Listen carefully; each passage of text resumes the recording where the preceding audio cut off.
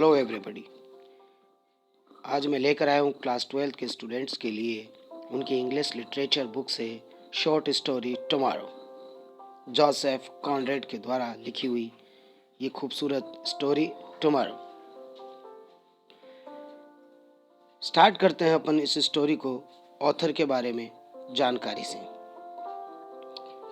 Joseph Conrad, जिनका जन्म 1857 में हुआ और 1924 में उनकी मृत्यु हुई। जोसेफ कॉनरेड ने रूस के यूक्रेन में पोलैंड निवासी माता पिता के घर में जन्म लिया था।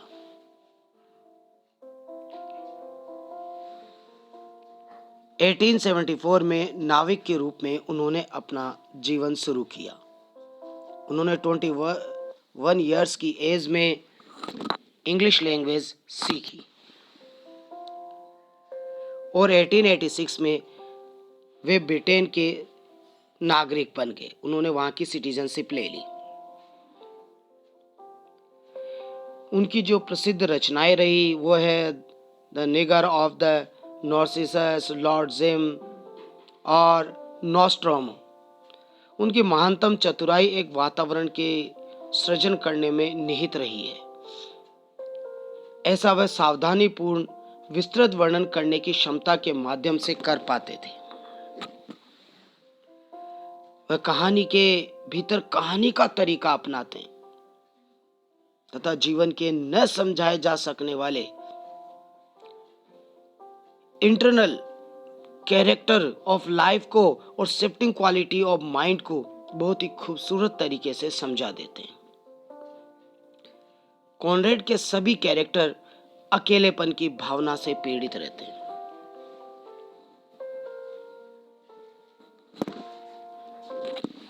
Let's start summary of the story. प्रस्तुत कहानी टुमारो, जिसे जोसेफ कॉनरेड ने रचा है, इसमें 3 मेन कैरेक्टर हैं।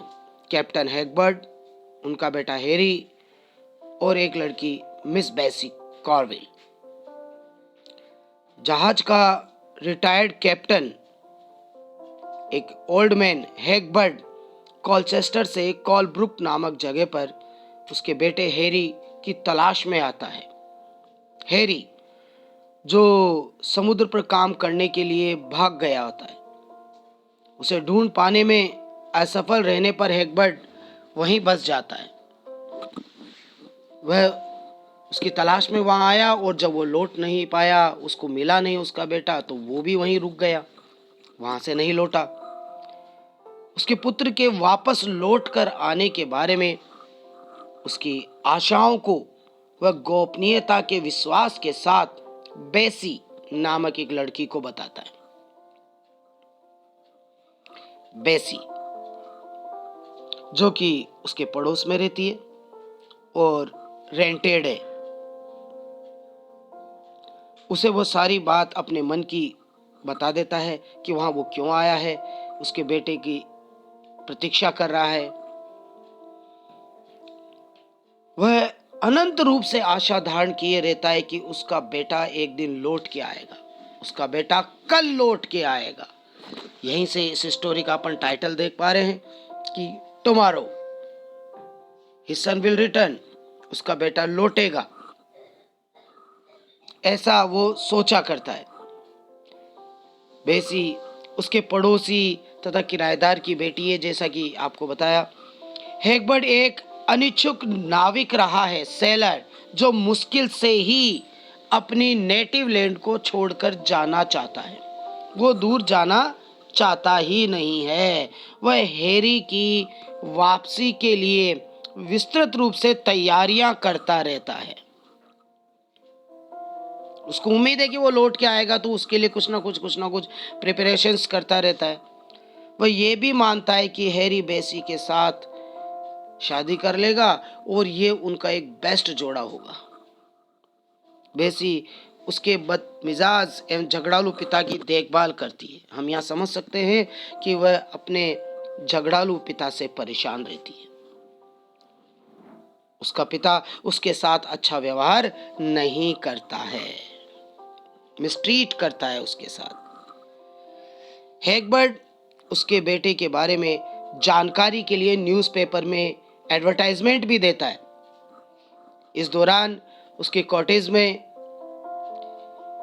जो भी कोई आता जाता है उसको वो एंट्री नहीं करने देता और अपने कॉटेज के अंदर वो एक नयापन देता रहता है, इस उम्मीद में कि उसका बेटा आएगा, तो इसलिए वो फर्नीचर वहां पर नया फर्नीचर सजाता रहता है और इस बारे में वो किसी को भी देखने नहीं देता कि वो क्या तैयारियां कर रहा है अपने बेटे के आने के लिए। एक दिन एक व्यक्ति हैगबर्ट की कॉटेज पर आकर उस दावा करता है कि ये कॉटेज उसकी है। उसके पास हैगबर्ट के पुत्र के बारे में समाचार है, लेकिन वो ओल्ड हैगबर्ट उसकी बात सुनने से मना कर देता है, वह दावा करते हुए कि उसके पास वह सारी जानकारी है जिसकी उसे जरूरत है,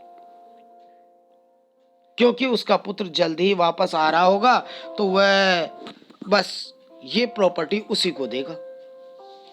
जबकि वास्तविकता ये थी कि ये जो व्यक्ति आया जिसने उस कॉटेज पर दावा किया वो हैरी ही था और वह बेसी उसे बताती है कि किस प्रकार उसके पिता ने उसकी आशाओं को टुमारो यानी कल के भ्रम में जीवित रखा है,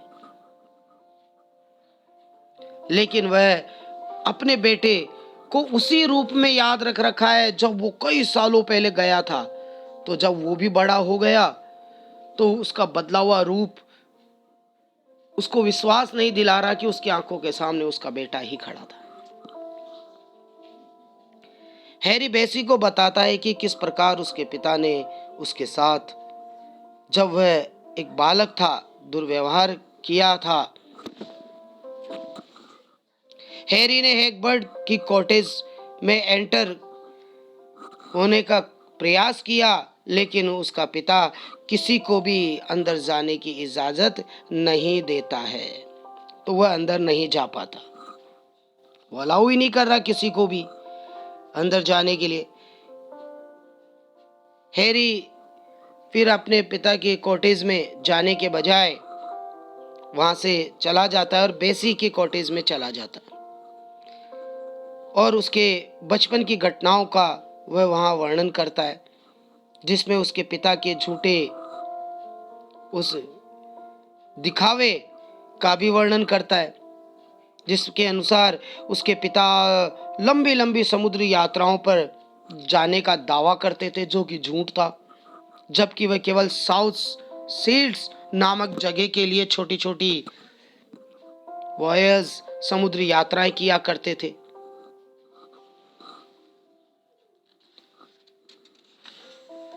हैरी स्वयं को एक नए एवं उत्तेजक कार्यों के शौकीन नाविक के रूप में बेसी के सामने प्रकट करता है, जो लंदन में शराब की मौज मस्ती मनाता रहा है और वह उसके पिता के साथ कुछ धन उधार लेने की उम्मीद से आया है।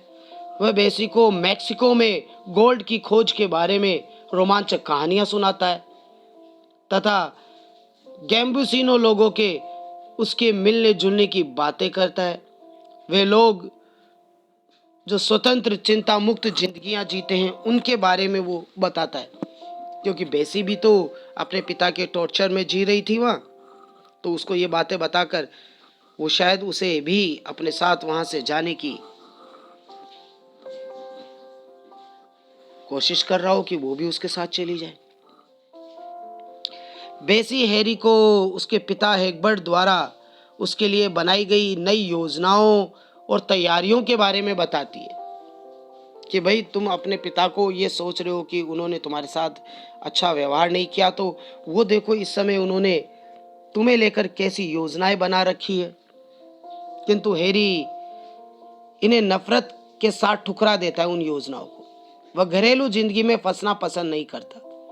इसी दौरान हैगबर्ट पास के एक मकान की ऊपरी मंजिल के ऊपर चढ़ जाता है और वहां से वो चिल्लाने लगता है, कुछ कह रहा होता है वहां से अपनी बात। बेसी को वह वहां से चेतावनी देते हुए कहता है कि वह उस अजनबी से कोई व्यवहार न रखे, बल्कि हैरी का इंतजार करे जो अगले ही दिन वहां आने वाला है। फिर से उसने यही बात कही। वह धमकी देता है कि अगर वह वहां आने के बाद बेसी से शादी नहीं करेगा तो वह उसको अपनी प्रॉपर्टी से बेदखल कर देगा, उसको अपना धन नहीं देगा। ये बात हैरी को उसके पिता की योजनाओं के बारे में सब कुछ समझा देती है कि उसके पिता उसको लेकर क्या योजनाएं बना रहे हैं। वह बेसी से धन उधार लेता है और उसके बाद में वो आफ्टर किसिंग हर वहां से वो चला जाता है। तो एक पिता और पुत्र के बीच एक छोटी सी अनबन के बाद ये ड्रामेटिक स्टोरी यहाँ एंड होती है। Hope you have understood well. Thank you.